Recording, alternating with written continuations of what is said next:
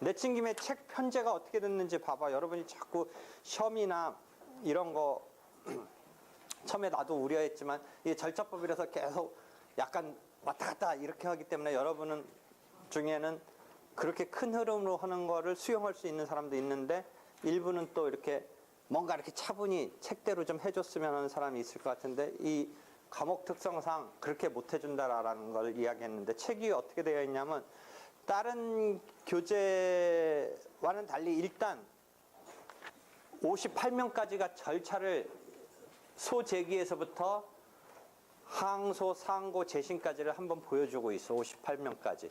보통 교과서는 한 절차에 이렇게 개관이 처음에 한두 페이지 있을 수는 있는데 아예 나는 본격적으로 이렇게 흐름을 한번 보여준 거야. 지금 기본 강의로 이야기한다. 만약 연습책 갖고 있는 사람은 제 처음에 한번 그런 배려를 하고 있어. 그래서 흐름을 다 보여주는 거야. 그 다음에 그래서 58명까지 지금 기본 강의 책을 갖고 있는 사람은 그런 거니까 한번 쫙 보면 돼. 이 소송법이 절차가 재심이라는 확정된 판결에 대해서 비상적인 구제수단에 대한 재심까지를 한번 쫙 보여주는 거야. 그 다음에 59면부터 소송법의 기본 원리나 기본 개념을 보여주는 거야. 그래서 민사소송의 구조, 우리가 같이 그림 놓고 한 거, 뭐 이런 거를 지금 해준 거야. 그 다음에 여기 64면에 보면 소송행위라는 이런 챕터가 하나 있네. 일반 교과서는 소송행위가 요 처음에 등장하지 않고 중간 이후에 등장해, 보통의 경우는.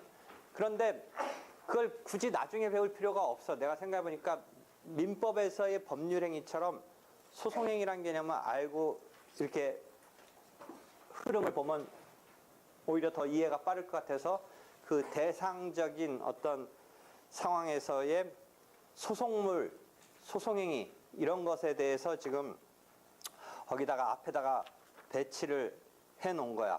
그래서 보통의 경우는 소송행위 요게 이렇게 처음부터 나오지는 않는데 민법으로 치면 주체가 나오고 법률행위 나오듯이 처음에 그런 개념을 그대로 지금 보여주는 거야. 그래서 소송행위는 왜 지금 처음 이렇게 우리가 익히냐면 공격방어 방법이 대부분 그 주장 뭐 이런 거 그게 소송행위.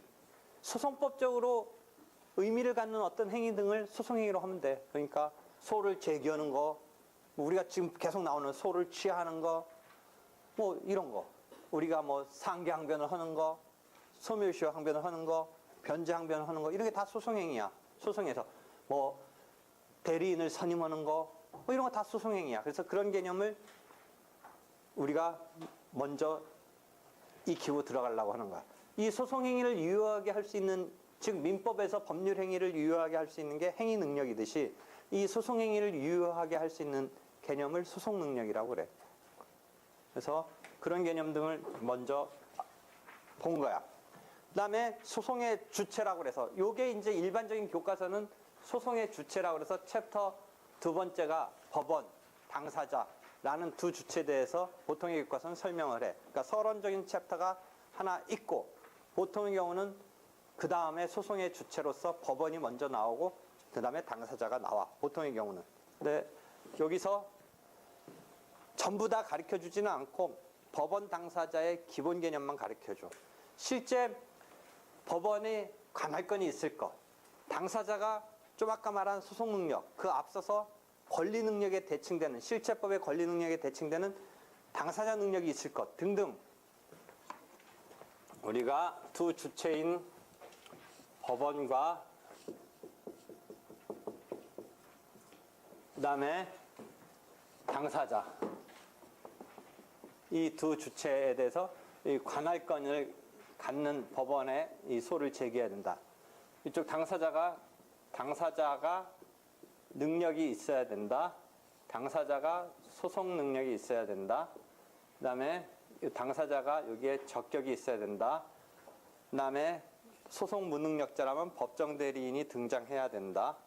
여러분이 자꾸 헷갈리는데 법정 대리, 임의 대리 계속 헷갈리는데 저번 때 뭐 때문에 자꾸 헷갈리냐면 누구에게 사건을 부탁해서 맡긴다. 대리라는 걸 할 때 그 등장하는 사람이 변호사 아니면 안 된다는 변호사 대리 원칙. 그 임의 대리, 임의 대리를 특별히 또 소송 대리라고 하는데 그 소송 대리에 있어서 변호사 자격자여야 된다의 이야기를 하면서 예외적으로 변호사가 아니더라도 일정한 친족 관계 등에 있어서 의 예외를 인정하는데 그거는 법정 대리가 아니라 내가 미성년자라면 당연히 법률의 규정에 의해서 법정 대리인이 친권자로 등장한다. 그럴 때는 법정 대리인데 내가 일정한 친족 범위 내에서 변호사 대리 원칙의 예인 그때 뭐 조카 뭐 이런 예를 들었을 때 그 사람이 등장하는 경우는 내가 부탁해서 등장하는데 그 자격이 변호사가 아니더라도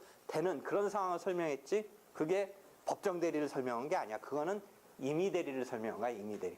그런데 임의 대리 즉 소송 대리는 변호사 자격자이어야 되는데 그 특수한 경우를 예외적으로 설명한 거고 그거는 법정 대리가 아니라 내가 맡기려면 변호사를 맡겨야 되는데 변호사한테 맡겨야 되는데 그 경우에 특수한 경우를 설명한 거야. 그래서 기본은 그거는 임의 대리인에 해당하는 소송 대리 그 부분은 그것을 법정 대리랑 헷갈리면 안 돼.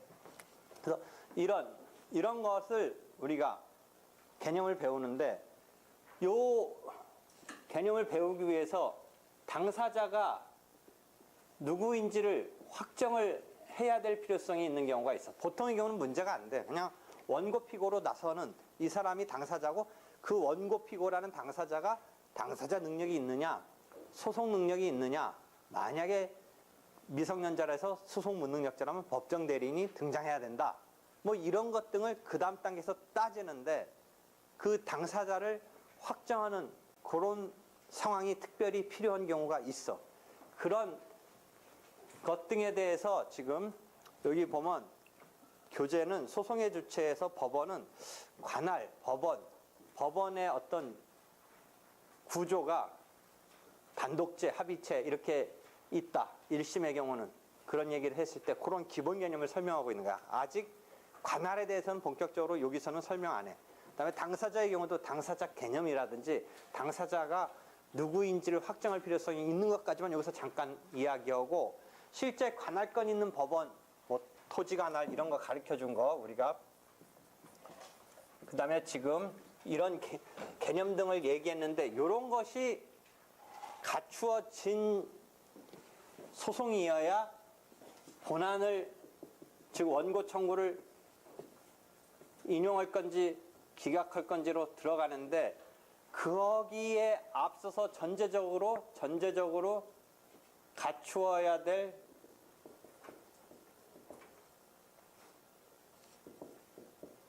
요건으로 이런 개념이 나와. 소송 요건. 그러니까 우리가 소송을 통해서 판결을 받기 위해서는 실제 권리 의무를 확정한다. 그게 본안이야, 본안.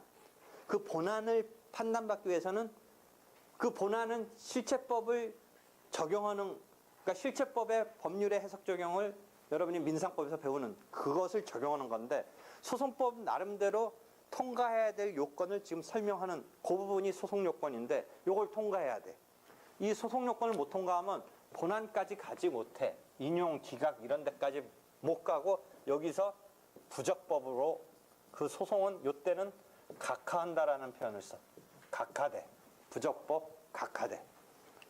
그래서 일반 교과서는 법원의 부분서 관할권이 있을 것, 뭐 관할권이 이제 국제적으로 벌어질 때는 국제 관할권, 뭐 이런 건데, 그 다음에 당사자에 관한 확정된 당사자를 전제로 당사자 능력이 있을 것, 소송 능력이 있을 것, 그 다음에 당사자 적격이 있을 것 등등은 소송 요건이기 때문에 요 법원과 당사자 요 부분에서는 기본 개념 등만 설명하고 이 기본 강의책은 어디 가서 보면 그걸 볼 수 있냐면 소의 적법이라는 194면부터 그 이야기가 펼쳐져. 194면부터. 그래서 4-2에서 옆번호, 그 다음에 4-9 옆번호 재판권, 그 다음에 당사자에 관한 것은 4-33, 4-34 이렇게 펼쳐져. 이게 일반 교과서에서는 챕터 2에서 등장하는 개념인데 지금 일반 교과서에서 여러분이 챕터 2 법원 당사자 그 내용이 주로 여기 소송 요건이라는 데서 설명하고 있어. 그래서 소송 요건에 모아놨어. 근데 일반 교과서에서 가서 보면 일반 교과서적인 편제는 챕터 1이 서론적인 총론적인 이야기를 쭉 펼쳐줘. 그다음에 챕터 2에 가서 소송의 주체로서 법원이 나와. 그럼 법원이 관할 이런 부분이 나와. 아예 관할권 있는 법원, 토지관할 뭐 이런 사물관할, 이송 이런 게 나와. 그다음에 법관의 제척 기피 이런 게 나와. 그러니까 법원, 관할 이런 것 등이 나와. 그다음에 당사자라는 챕터에 가서 당사자 개념, 당사자 확정, 당사자 능력이 있을 것, 당사자 적격이 있을 것, 소송 능력이 있을 것, 그 다음에 소송 요건은 아니지만 변론 능력이 있을 것, 그 다음에 대리에 대한 설명 등이 당사자에서 펼쳐져.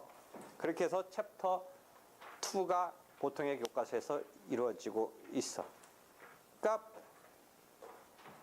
헷갈려 할 필요 없어. 어차피 중간고사쯤 가면 다시 거기까지는 다 우리가 다루는 거니까 뭐가 조금 더 빨리 다루느냐, 뭐가 늦게 다루느냐, 뭐가 더 좀 체계적이냐, 뭐가 이렇게 조금 합리적으로 이렇게 앞뒤보다 뭔가 갑자기 나오는 것보다 뭐가 좀 결국 모든 걸 다 한마디 한마디씩 해설하고 그 다음 단계 넘어갈 수는 없어. 뭔가 뒤죽박죽이 될 수밖에 없는데 그나마 덜 뒤죽박죽으로 할 수 있는 게 뭔가를 자꾸 궁리한 거야.